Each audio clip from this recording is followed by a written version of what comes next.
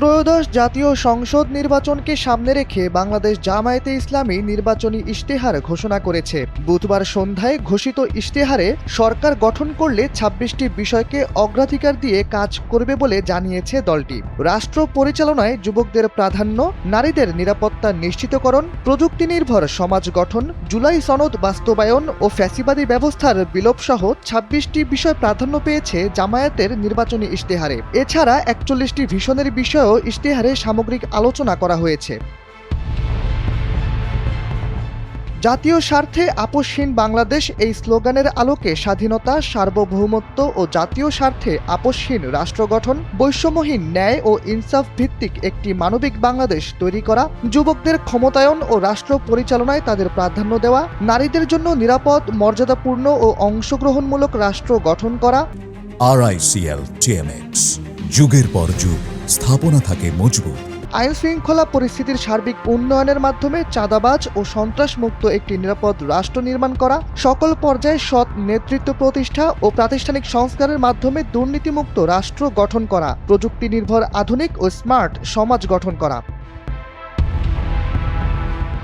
এছাড়া আরও রয়েছে প্রযুক্তি, ম্যানুফ্যাকচারিং, কৃষি ও শিল্পসহ নানা সেক্টরে ব্যাপক ভিত্তিক কর্মসংস্থান সৃষ্টি, সরকারি চাকরিতে বিনামূল্যে আবেদন, মেধার ভিত্তিতে নিয়োগ ও সকল ধরনের বৈষম্য দূরীকরণ, ব্যাংকসহ সার্বিক আর্থিক খাতে সংস্কারের মাধ্যমে আস্থা ফিরিয়ে এনে বিনিয়োগ ও ব্যবসাবান্ধব, টেকসই ও স্বচ্ছ অর্থনীতি বিনির্মাণ, সমানুপাতিক ও পিআর পদ্ধতির নির্বাচন সহ সুষ্ঠু নির্বাচনী পরিবেশ তৈরি ও তত্ত্বাবধায়ক সরকার ব্যবস্থা শক্তিশালী করে সুসংহত ও কার্যত গণতন্ত্র নিশ্চিত করা। বিগত সময়ে রাষ্ট্রীয় পৃষ্ঠপোষকতায় হওয়া খুন, গুম ও বিচারবহিত হত্যাকাণ্ডের বিচার ও মৌলিক অধিকার নিশ্চিত করা।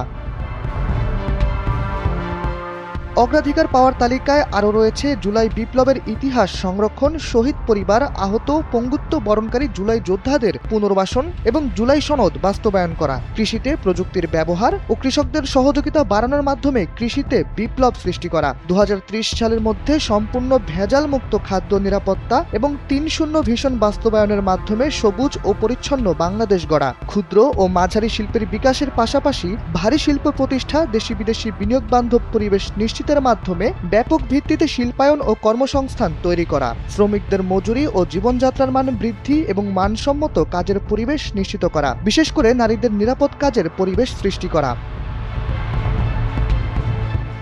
২৬টি বিষয়ের ভিতর আরও রয়েছে প্রবাসীদের ভোটাধিকার সহ সকল অধিকার নিশ্চিতকরণ এবং দেশ গঠনে আনুপাতিক ও বাস্তবসম্মত অংশগ্রহণ নিশ্চিত করা, সংখ্যালঘু নয় বরং বাংলাদেশের নাগরিক হিসেবে সকলের নাগরিক অধিকার প্রতিষ্ঠা করা এবং পিছিয়ে থাকা নাগরিক শ্রেণী ও গোষ্ঠীর জন্য বিশেষ সুবিধা নিশ্চিত করা, আধুনিক ও সর্বজনীন স্বাস্থ্য ব্যবস্থা প্রদান, গরিব ও অসহায় জনগোষ্ঠীর জন্য পর্যায়ক্রমে বিনামূল্যে উন্নত চিকিৎসা নিশ্চিত করা, সমসাময়িক বিশ্বের চাহিদাকে সামনে রেখে শিক্ষা ব্যবস্থার মৌলিক সংস্কার এবং পর্যায়ক্রমে বিনামূল্যে শিক্ষা নিশ্চিত করা।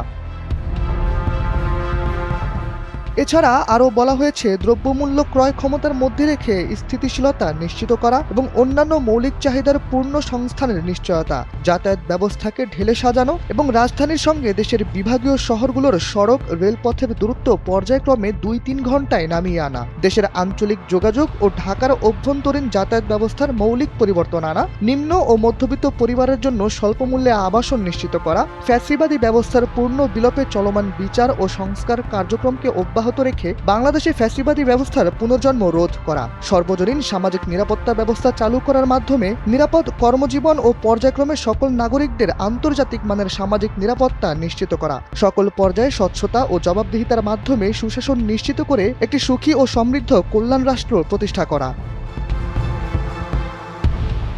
শাহরিয়ার আহমেদ, NPB।